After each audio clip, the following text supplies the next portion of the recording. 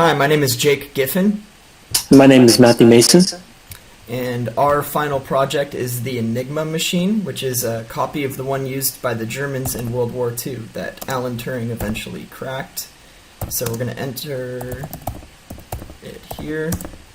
The first thing you do is arrange the three rotors numbered 1 to 3. So what this does is sets each of these blank lists of rotors here to each of these random combinations.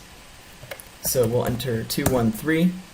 And the next thing that comes up is the switchboard. And the switchboard gives you the opportunity to change what letters are paired together. It's by default paired by A to B, C to D, and so on. But this, if you enter yes, will allow you to pick a letter and pick one to pair to it. So we've paired F and P, which by default also pairs O and E. And then we'll say no to the option of changing another one. And Matt will explain our keys here. Right, so for each letter of the key you enter, we'll spin the corresponding rotor. And there are 1 of 26 ways of spinning each rotor, which highly encrypts the message at this point.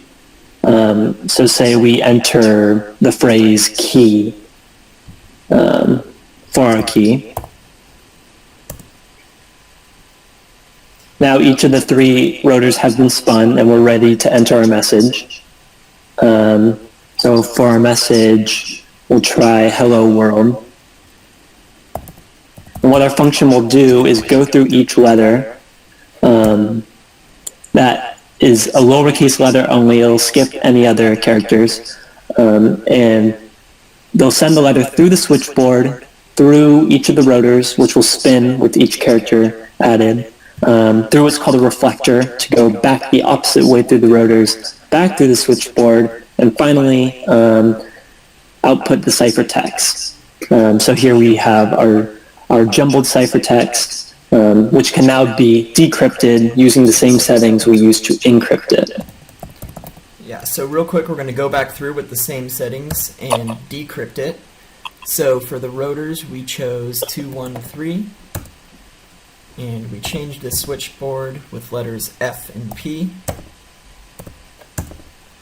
And we did not make any other changes. And our 3-letter key was key. And our ciphertext output here was T.